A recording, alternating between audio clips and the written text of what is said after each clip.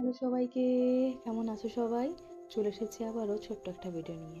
আজ বৃহস্পতিবার, সকাল এখন 11টা। কাজ করতে করতে দেখছি এই দুজনকে সমস্ত গাছের ডালপালাগুলো ছেটে দিতে। আমিও বললাম আমার ঘরের উপরে যে ডালটা এসে পড়েছে এটার জন্য ছেটে দেয়। অবশ্য এতদিন রোদের থেকে নিস্তার ছিল, কিন্তু আস্তে আস্তে তো শীত আসছে, ডালটা না থাকলে বেশ ঘরে একটু রোদ ঢুকবে। আর গোটা ছাদটা জুড়ে সমস্ত জামা কাপড়গুলো মেলে দিয়েছিলাম রোদ খাওয়ানোর জন্য। এই যে বৃষ্টি বর্ষা হওয়ার পরে কেমন একটা গন্ধ দেয় না জামা কাপড় দিকে, তারই জন্য সুন্দর করে একটু রোদ হয়ে যাক। নিচে রান্নাঘরে আমি দুপুরে রান্না বান্না বেশি কিছু আর করিনি, শুধু আলু ফুলকপি কষা আর ফ্রাইড রাইস করেছিলাম। কুকারে করবো যেন একটু তাড়াতাড়ি হয়ে যায় তাই সব মশলাগুলোর দিকে। আর আজ না এই ছোট গোটা পেঁয়াজ দিয়ে করবো। এই দিন রবিবারে বাজারে গেছিলাম, তখনই নিয়ে এসেছিলাম।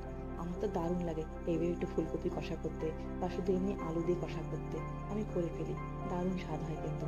খাওয়ার সময় যদি একটু ভাতের মধ্যে বা রুটিতে খাওয়ার সময় একটু রুটির মধ্যে পড়ে না, তাহলে দারুণ একটু মিষ্টি মিষ্টি লাগে আর খুব সুন্দর একটা গন্ধও বেরোয়। একটু করে খেয়ে দেখো, ভালো লাগবে। হয়ে গেছিলো মশলা কষানো, ফুলকপি দিয়েও কষিয়ে নিয়েছিলাম। এবার জল ঢেলে দিয়ে সিটি মারলেই হয়ে যাবে। বাইরে যে বসিয়ে দিয়েছিলাম ফ্রাইড রাইসটা, চাল ধোয়া সবজিগুলো কুটে বেটে। তাই যে সব কিছু ছাদের উপর থেকে নিচে নিয়ে এসে খাটের উপরে এলোমেলো লুকিয়ে ফেলবো ট্রাঙ্কের মধ্যে। হ্যাঁ, আমার আলমারি নেই, কারণ এখানে আলমারি রাখার কোনো পরিস্থিতি নেই। তার জন্য ঘরে কেমন জল ঢোকে, যেখানে সেখানে জল পড়ে, তারই জন্য। আর যে সেন্টটা দেখাচ্ছি, এটা আমার না খুবই প্রিয় একটা সেন্ট। চারটে একসাথে একটা বক্সের মধ্যে, আর একটা যেন এক একটা থেকে দুর্দান্ত সেন্ট দেয়। বেলাভিটা কোম্পানির, আমার খুবই প্রিয়। আর একটা জিনিস দেখাচ্ছি, এই যে এইটা ন্যাপথলিন। মাকে দেখতাম জামা কাপড়ের মধ্যে দিয়ে রাখতাম, সেই অভ্যেসটা আমি রেখে দিয়েছি। এই যে সমস্ত ডালপালা ছাটার পরে এখানটা পরিষ্কার করে নিয়েছিলাম, মানে চালের উপর নোংরা হয়েছিল তো, একটু করে টরে।